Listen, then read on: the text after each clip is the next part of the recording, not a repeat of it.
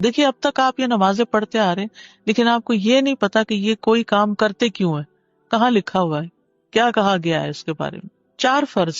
انس رضی اللہ عنہ سے روایت ہے، انہوں نے کہا میں نے نبی صلی اللہ علیہ وسلم کے ساتھ مدینہ میں ظہر کی 4 رکعات ادا کی اور ذوالحلیفہ میں 2 رکعات ادا کی۔ مدینہ میں 4 اور ذوالحلیفہ میں 2، وہ کیوں؟ قصر تھی۔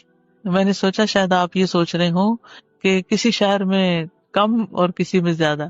فرض سے پہلے 4 سنتیں۔ حضرت عائشہ سے روایت ہے نبی صلی اللہ علیہ وسلم ظہر سے پہلے 4 سنتیں اور نماز فجر سے پہلے 2 سنتیں کبھی نہیں چھوڑتے تھے۔ زوال کے بعد یہ رکعت پڑھنے کی اہمیت، یعنی فوراً بعد۔ عبداللہ بن صائب رضی اللہ عنہ سے مروی ہے کہ نبی صلی اللہ علیہ وسلم زوال کے بعد ظہر کی نماز سے پہلے 4 رکعتیں پڑھتے تھے اور فرماتے تھے کہ اس وقت آسمان کے دروازے کھول دیے جاتے ہیں، اس لیے میں چاہتا ہوں کہ اس وقت کوئی نیک عمل آگے بھیجوں۔ تو نماز سے زیادہ کیا نیک عمل ہو سکتا ہے؟ پھر آسمان کے دروازے کھلتے ہیں اس وقت، دعائیں قبول ہوتی ہیں اس وقت۔ سحری میں نماز پڑھنے کے برابر عمل ہے۔ جو شخص رات کو نہ جاگ سکتا ہو تو وہ دن کے نوافل پڑھ لے۔ ابو صالح مرفوعاً اور مرسلاً دونوں طرح بیان کرتے ہیں کہ رسول اللہ صلی اللہ علیہ وسلم نے فرمایا نماز ظہر سے قبل 4 سنتیں سحری کے وقت کی نماز کے برابر ہو جاتی ہیں۔ یعنی ظہر سے پہلے کی 4 سنتیں آپ یوں سمجھے کہ تہجد ہیں آپ کے، اتنا اجر ہے ان کے پڑھنے کا۔ اگر ہم رات کو نہیں پڑھ سکتے تو دن کو تو پڑھنے کا اہتمام کریں نا۔ جنت میں محل بننا، نبی صلی اللہ علیہ وسلم نے فرمایا جس نے نماز چاشت کی 4 رکعات اور ظہر سے پہلے 4 رکعات پڑھی اس کے لیے جنت میں گھر بنایا جائے گا۔ چاشت کی 4 اور ظہر سے پہلے 4۔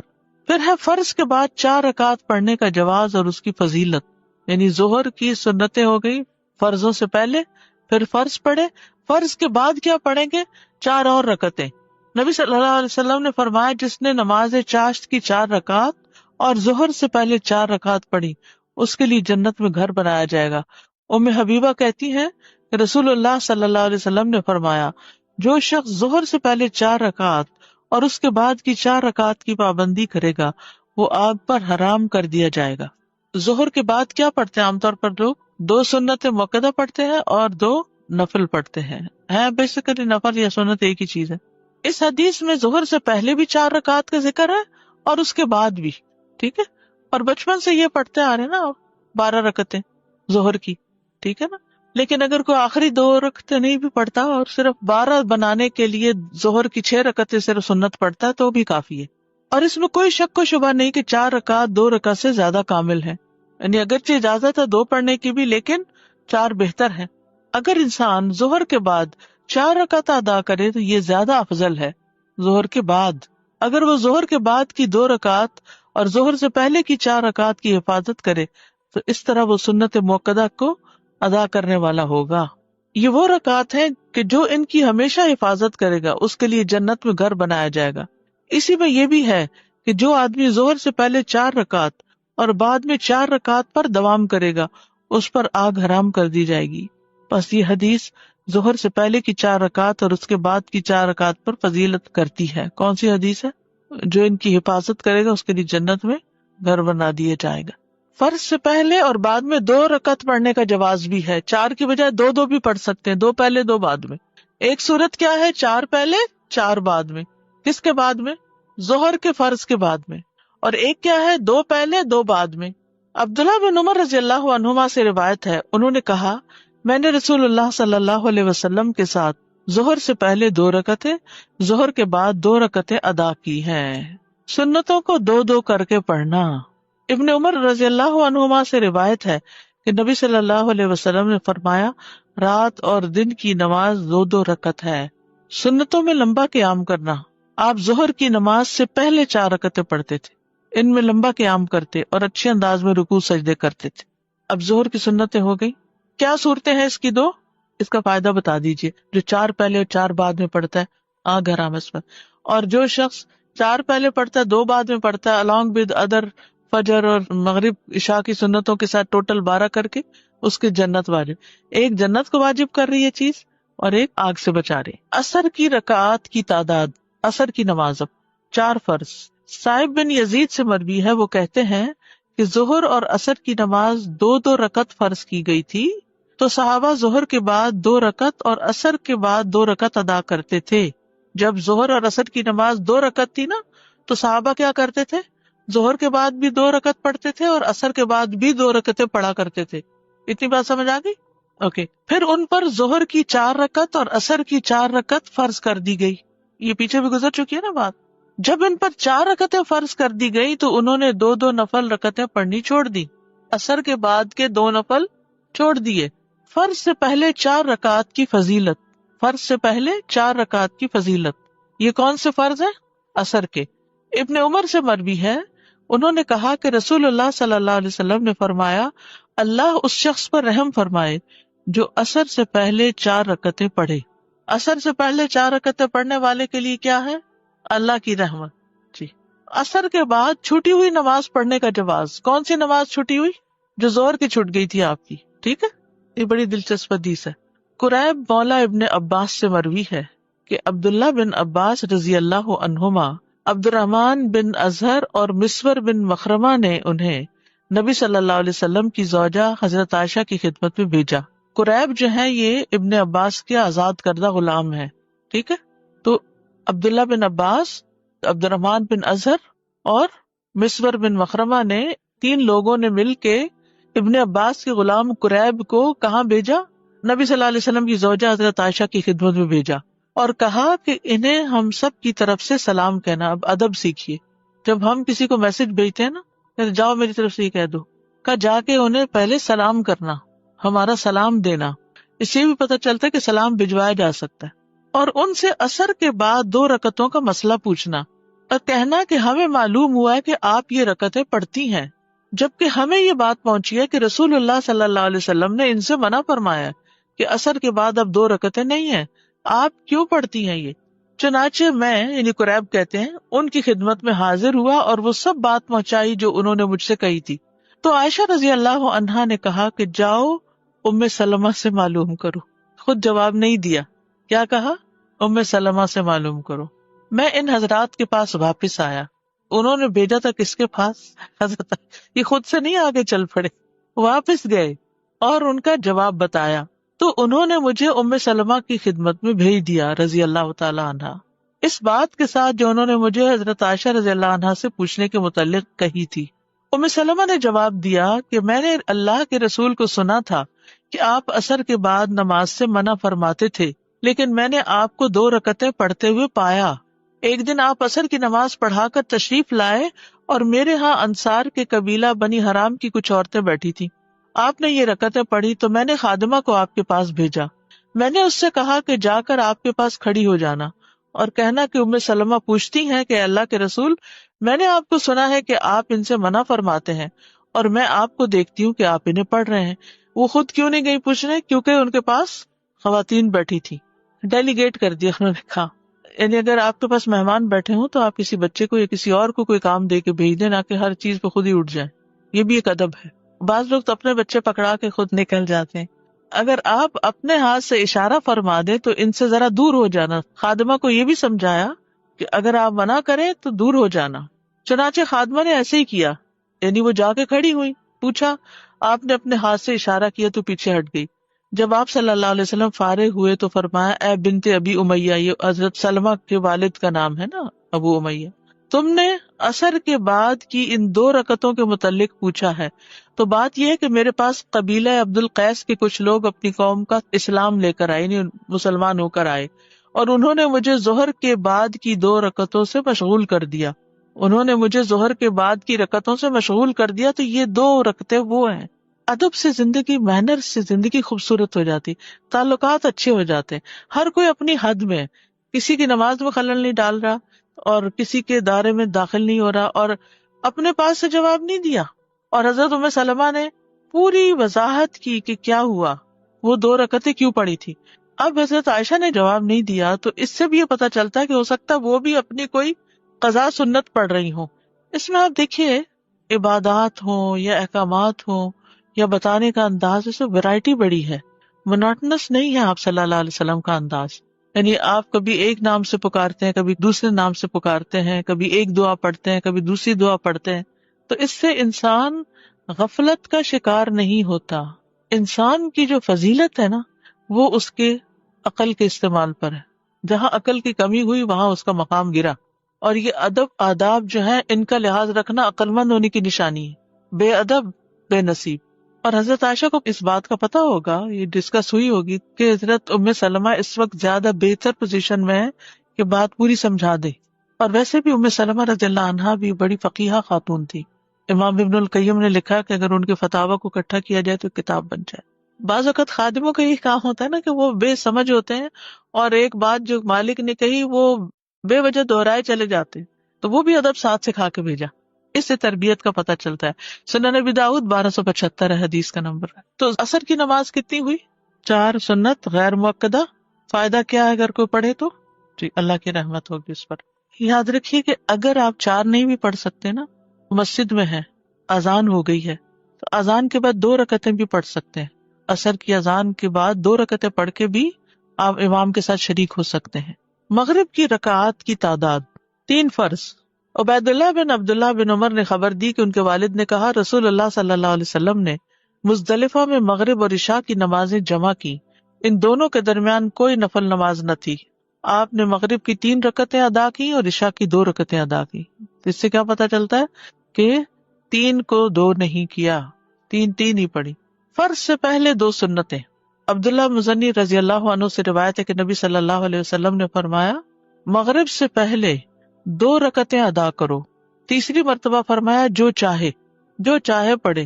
یہ اس لیے فرمایا کہ کہیں لوگ اس کو سنت موقدہ نہ بنا لیں. انس بن مالک سے روایت ہے, انہوں نے فرمایا کہ رسول اللہ صلی اللہ علیہ وسلم کے زمانے میں مؤذن آذان دیتا تو لوگ مغرب سے پہلے 2 رکعت سنت پڑھنے کے لیے اس کثرت سے کھڑے ہو جاتے, محسوس ہوتا اقامت ہو گئی. یعنی اتنے حریص تھے, اگرچہ لازم نہیں تھی پڑھنی پھر بھی لوگ پڑھتے تھے. انس بن مالک کہتے ہیں ہم مدینہ میں ہوتے تھے, جب مؤذن مغرب کے لیے آذان دیتا تو لوگ ستونوں کی طرف لپکتے اور 2 رکعتیں پڑھتے تھے, حتیٰ کہ ایک مسافر مسجد میں آتا تو ان رکعتوں کو پڑھنے والوں کی کثرت دیکھ کے یہ سمجھتا مغرب کی نماز ہو چکی ہے. یعنی اتنے شوق سے پڑھ رہے ہوتے تھے لوگ. فرض کے بعد 2 سنتیں. حضرت عائشہ سے روایت ہے, انہوں نے فرمایا کہ نبی صلی اللہ علیہ وسلم مغرب کی نماز ادا فرماتے, پھر میرے گھر تشریف لاتے اور 2 رکعت ادا فرماتے. سنت کہاں آ کر پڑھتے تھے؟ گھر میں. رافع بن خدیج سے روایت ہے, انہوں نے فرمایا اللہ کے رسول ہمارے ہاں یعنی بنو عبد الاشہل کے محلے میں تشریف لائے. آپ نے ہماری مسجد میں ہمیں مغرب کی نماز پڑھائی, پھر فرمایا یہ 2 رکعتیں اپنے گھروں میں پڑھا کرو. تو سب سے پہلے ہم دیکھتے ہیں فجر کی سنتوں کو. فجر سے پہلے 2 سنتیں پڑھی جاتی ہیں. حضرت عائشہ سے روایت ہے, وہ کہتی ہیں کہ نبی صلی اللہ علیہ وسلم نوافل میں سے کسی کا اس قدر اہتمام نہیں کرتے تھے جتنا فجر سے پہلے کی 2 رکعتوں کا, یعنی انہیں پابندی سے ادا کرتے تھے. یعنی سب سے زیادہ کس چیز کا اہتمام کرتے؟ فجر کی سنتوں کا. نبی صلی اللہ علیہ وسلم کسی حال میں بھی یہ سنتیں نہیں چھوڑتے تھے.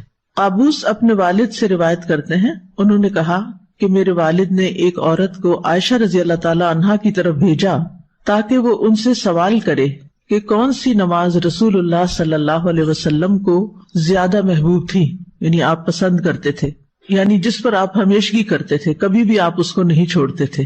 تو انہوں نے کہا وہ نماز جو آپ کسی صورت نہ چھوڑتے, خواہ صحت مند ہوتے یا مریض ہوتے یا سفر میں ہوتے یا مقیم ہوتے, وہ فجر سے پہلے کی 2 رکعتیں ہیں. سمجھ آ گئی؟ یعنی آپ کو یہ نماز بہت زیادہ محبوب تھی, فجر سے پہلے کی 2 سنتیں جو کسی حال میں بھی آپ نہیں چھوڑتے تھے, نہ صحت کی حالت میں, نہ مرض کی حالت میں, نہ سفر کی حالت میں, نہ قیام کی حالت میں. اگر کوئی چیز نبی صلی اللہ علیہ وسلم کو محبوب ہو, آپ کو پیاری ہو, تو ہمیں بھی پیاری ہونی چاہیے. بہت سے لوگ اس بات کا دعویٰ تو کرتے ہیں کہ وہ اللہ تعالیٰ سے محبت کرتے ہیں. ہم سب یہ دعویٰ کرتے ہیں, لیکن اس محبت کو ثبوت نہیں دیتے. اس محبت کا ثبوت رسول اللہ صلی اللہ علیہ وسلم کی سنت کی پیروی میں ہے. اگر ہمیں واقعی اللہ تعالیٰ سے محبت ہے تو پھر ہمیں کیا کرنا چاہیے؟ صبح سویرے اٹھ کر جو پہلی نماز ہم پڑھتے ہیں, یعنی دن کے آغاز میں, وہ صحیح طور پر ادا ہونی چاہیے. یعنی اس کے صرف فرض نہ پڑھ لیں بلکہ سنتیں بھی پڑھیں. صحیح مسلم کی حدیث ہے, حضرت عائشہ رضی اللہ عنہا روایت کرتی ہیں رکعت الفجر خیر من الدنیا وما فیہا, فجر سے پہلے کی 2 رکعتیں دنیا اور جو کچھ اس میں ہے اس سے بہتر ہیں. دنیا کی کوئی بھی چیز جس کو حاصل کرنے کا ہمیں شوق ہوتا ہے, اس کے لیے ہم کتنی ایفرٹ لگاتے ہیں، کتنی تگ و دو کرتے ہیں، کتنی بھاگ دوڑ کرتے ہیں، اور پھر اگر وہ مل جائے تو کتنے خوش ہوتے ہیں اور سب کے ساتھ شیئر کرتے ہیں. ان سب چیزوں سے بہتر ہے یہ 2 رکعتیں. ایک اور روایت ہے صحیح مسلم کی، حضرت عائشہ رضی اللہ عنہا سے روایت ہے کہ نبی صلی اللہ علیہ وسلم نے طلوع فجر کے وقت 2 رکعت نماز پڑھنے کے بارے میں فرمایا کہ ان کو پڑھنا میرے نزدیک ساری دنیا سے زیادہ محبوب ہے. قال فی شأن الرکعتین عند طلوع الفجر. فجر کب طلوع ہوتی ہے؟ جب سورج نکلتا ہے، جب آپ روزہ بند کرتے ہیں، جب رات کا اختتام ہو جاتا ہے. ابن القیم رحمہ اللہ کہتے ہیں کہ جب آپ صلی اللہ علیہ وسلم سورۃ الفاتحہ سے فارغ ہو جاتے تو آپ اس کے علاوہ کسی اور سورت کو پڑھنے لگتے، اور کبھی آپ اس سورت کو لمبا کرتے، کبھی سفر یا کسی اور وجہ سے سورت کو ہلکا کر دیتے، اکثر میانہ روی اختیار کرتے. 3 صورتیں ہو گئی، کون سی؟ خوب لمبا، بالکل چھوٹا اور درمیانہ. تو اکثر کیا کرتے تھے؟ درمیان میں رہتے. سورۃ فاتحہ کے بعد کی قرات کا حکم ابو سعید خدری رضی اللہ عنہ سے مروی ہے کہ ہمیں ہمارے نبی صلی اللہ علیہ وسلم نے نماز میں سورۃ فاتحہ اور جو سورت آسانی سے پڑھ سکیں اس کی تلاوت کا حکم دیا ہے. یعنی عام حکم کیا ہے؟ اٹس این اوپن چوائس، جو آپ کا دل چاہے پڑھے، پابندی نہیں ہے اس میں. جو سورۃ فاتحہ کی تو کیا ہے؟ پابندی ہے کہ وہی پڑھنی ہے آپ نے، اس کا آلٹرنیٹ کوئی نہیں دیا گیا. لیکن باقی قرآن کی قرات میں آپ کے پاس آلٹرنیٹ ہے، جو چاہے پڑھے. سری اور جہری قرات کا حکم. سری کا مطلب ہے خاموش اور چپکے چپکے، اور جہری کا مطلب بلند آواز سے. ابن عباس رضی اللہ عنہما سے روایت ہے، انہوں نے فرمایا کہ نبی صلی اللہ علیہ وسلم کو جس نماز میں بلند آواز سے پڑھنے کا حکم ہوا آپ نے اس میں بلند آواز سے قرات کی، اور جس میں آہستہ پڑھنے کا حکم ہوا وہاں آپ نے آہستہ پڑھا. یعنی یہ 2 نمازیں آہستہ اور باقی جہری، یہ آپ کو ایسا ہی کرنے کا حکم ملا ہے. وما کان ربک نسیا، تمہارا رب بھولنے والا نہیں ہے. ایسا نہیں کہ رب سے بھول ہو گئی ہے کوئی. لقد کان لکم فی رسول اللہ اسوۃ حسنہ، تمہارے لیے اللہ کے رسول میں بہترین نمونہ ہے، ان کی پیروی کرنا ہی زیادہ بہتر ہے. پھر ہے قدر بلند آواز سے قرات کرنا. ابن عباس رضی اللہ عنہما سے مروی ہے، کہتے ہیں کہ نبی صلی اللہ علیہ وسلم کی قرات اس قدر بلند ہوتی کہ حجرے میں موجود لوگ اس کو سن لیتے، جبکہ آپ گھر کے صحن میں ہوتے تھے. یعنی اپنے گھر میں پڑھ رہے ہوتے تھے اور باہر لوگ سن پاتے تھے. اسی طرح اور صحابہ بھی جب اپنے گھر میں پڑھ رہے ہوتے تھے تو راستے سے گزرنے والوں کو آواز آ رہی ہوتی تھی. اور آپ صلی اللہ علیہ وسلم اندھیرے میں بھی لوگوں کے گھروں کے پاس سے جب گزرتے تو ان کی آوازوں کی وجہ سے ان کے گھروں کو پہچان لیتے تھے. مسجد نبوی میں بھی لائٹ نہیں تھی تو کہاں مدینہ کی گلیوں میں گپ اندھیرے میں بھی آپ کو پتہ چل جاتا تھا کہ یہ کس کا گھر ہے، یہ کس کا ہے، کہ ان کی راتیں آباد ہوتی تھیں اور وہ اونچی آواز میں قرات کر رہے ہوتے تھے. اور جب لائٹ ہی نہیں تھی تو مصحف دیکھ کے کہاں سے پڑھنا ہوتا تھا اس وقت رات کے وقت تہجد میں. ان کے حافظے اچھے تھے، قرآن جتنا نازل ہوتا اس کو یاد کر لیا کرتے تھے. سینکڑوں کی تعداد میں حافظ لوگ موجود تھے، اور ایسے بھی تھے جن کو کچھ نہیں پڑھنا آتا تھا. یہ تو ہر دور میں رہا ہے. ام ہانی سے روایت ہے، وہ فرماتی ہے کہ میں اپنے گھر کی چھت پر نبی صلی اللہ علیہ وسلم کی قرات سن لیا کرتی تھی. یعنی اتنی بلند آواز سے آپ پڑھتے. عورت کا بھی جہری نمازوں کو بلند آواز سے پڑھنا. ابن باز رحمہ اللہ کہتے ہیں عورت کے لیے مستحب ہے، یعنی پسندیدہ ہے کہ وہ جہری نماز میں اپنی آواز اونچی کرے، جیسا کہ فجر کی نماز اور رات کی پہلی اور دوسری نماز جیسے مغرب اور عشاء ہے. عورت کے لیے بھی مردوں کی طرح یہ نمازیں جہری پڑھنا مستحب ہیں. ہاں اگر غیر آدمی اس کے آس پاس ہوں تو ان کے سامنے آہستہ آواز میں سری نماز پڑھنا افضل ہے. اور اگر وہ جہری نمازوں میں بھی آہستہ پڑھ لے تو اس میں کوئی حرج نہیں. یعنی عورت کے لیے چوائس ہے، چاہے تو اونچا پڑھ لے اور چاہے تو دل میں پڑھ لے. سری نمازوں کی قرات. جابر بن عبداللہ سے روایت ہے کہ انہوں نے فرمایا ہم لوگ امام کے پیچھے ظہر اور عصر کی نمازوں میں پہلی 2 رکعتوں میں سورت فاتحہ اور کوئی اور سورت پڑھتے، اور بعد کی 2 رکعتوں میں صرف سورت فاتحہ پڑھتے. سمجھ آگے؟ ظہر اور عصر میں پہلی 2 رکعتوں میں فاتحہ کے بعد کوئی سورت، اور آخری 2 رکعتوں میں صرف سورت فاتحہ. باقی نمازوں میں بھی ایسے ہی ہوتا ہے، لیکن اس میں پہلی 2 رکعتوں میں جہری قرات ہوتی. مقتدی سری نمازوں کی آہستہ قرات کرے گا. عمران بن حسین سے روایت ہے، انہوں نے کہا رسول اللہ صلی اللہ علیہ وسلم نے ہمیں ظہر یا عصر کی نماز پڑھائی، پھر فرمایا تم میں سے کس نے میرے پیچھے سبح اسم ربک الاعلی پڑھی؟ تو ایک آدمی نے کہا میں نے پڑھی، اور میں اس سے خیر کے سوا اور کچھ نہیں چاہتا تھا. یعنی نیکی سمجھ کے کیا ایسے. آپ نے فرمایا مجھے علم ہو گیا تھا کہ تم میں سے کوئی مجھے اس میں الجھا رہا ہے، یعنی آپ بھی وہی سورت پڑھ رہے تھے اور پیچھے والا بھی تھوڑی تھوڑی اونچی آواز میں پڑھنے لگا اور وہ نیکی کی نیت سے پڑھنے لگا کہ چلو میں بھی. بعض اوقات کوئی قاری اتنا اچھا پڑھ رہا ہوتا ہے کہ انسان بھول ہی جاتا ہے کہ اس نے چپ کر کے سننا ہے، وہ بھی ساتھ شروع ہو جاتا ہے. تو ان کی بھی یہی کیفیت ہوئی. تو اس سے امام الجھتا ہے اور امام بھولتا ہے، اس لیے خاموشی رکھنی چاہیے. عبداللہ بن عمر سے مروی ہے کہ ایک مرتبہ نبی صلی اللہ علیہ وسلم نے اعتکاف کے دوران لوگوں کو خطبہ دیتے ہوئے فرمایا تم میں سے جو شخص بھی نماز پڑھنے کے لیے کھڑا ہوتا ہے در حقیقت وہ اپنے رب سے سرگوشی کرتا ہے، اس لیے تمہیں معلوم ہونا چاہیے کہ تم اپنے رب سے کیا سرگوشی کر رہے ہو، اور تم نماز میں ایک دوسرے سے اونچی قرات نہ کیا کرو. نماز میں ایک دوسرے سے اونچی قرات نہ کیا کرو. عبداللہ بن مسعود رضی اللہ عنہ سے مروی ہے، انہوں نے کہا کہ صحابہ نبی صلی اللہ علیہ وسلم کے پیچھے قرات کیا کرتے تھے تو آپ نے فرمایا تم نے مجھ پر قرآن کو مشتبہ کر دیا.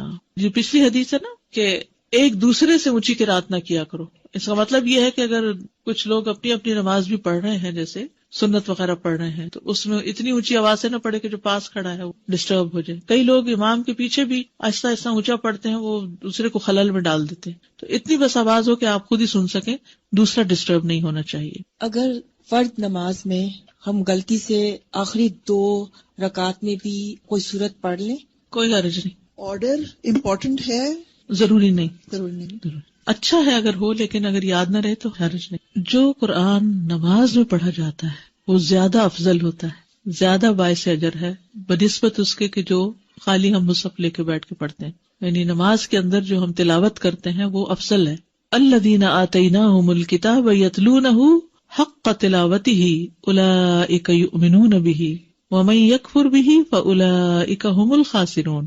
وہ لوگ جنہیں ہم نے کتاب دی ہے اسے پڑھتے ہیں جیسے اس کی تلاوت کا حق ہے، یہ لوگ اس پر ایمان رکھتے ہیں، اور جو کوئی اس کے ساتھ کفر کرے تو وہی لوگ خسارہ اٹھانے والے ہیں. تلاوت کرنا قرآن کو خوبصورت بنانا ہے، تزیین ہے قرآن کی.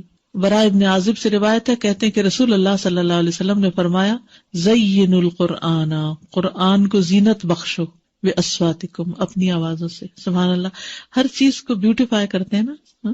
آپ اپنے چہرے کو بیوٹیفائی کرتے ہیں، اپنے گھر کو کرتے ہیں، اپنی چیزوں کو کرتے ہیں، اپنے ہاتھوں کو، ناخنوں کو، کس کس چیز کو. یعنی انسان کے اندر ایک یہ حص ہے نا کہ اسے خوبصورت چیزیں اچھی بھی لگتی ہیں اور وہ ان کے لیے کوشش بھی کرتا ہے.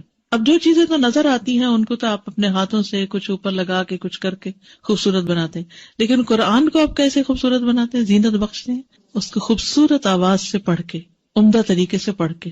ہم لوگ قرآن کو زینت کیسے بخشتے ہیں؟ خوبصورت غلاف چڑھا کے، مخمل کے، اور ستارے پھر اوپر لگا لیتے ہیں، اور ستاروں کے اوپر موتی بھی لگا لیتے ہیں اور پھر اوپر رکھ دیتے ہیں اور اس سے گھر کو سجاتے ہیں. اور جب پڑھنے کی باری آتی ہے تو 2 لائنیں ٹھیک سے نہیں پڑھ سکتے، جبکہ نبی صلی اللہ علیہ وسلم نے فرمایا زینوا القرآن باصواتکم، اپنی آوازوں کے ذریعے قرآن کو زینت بخشو.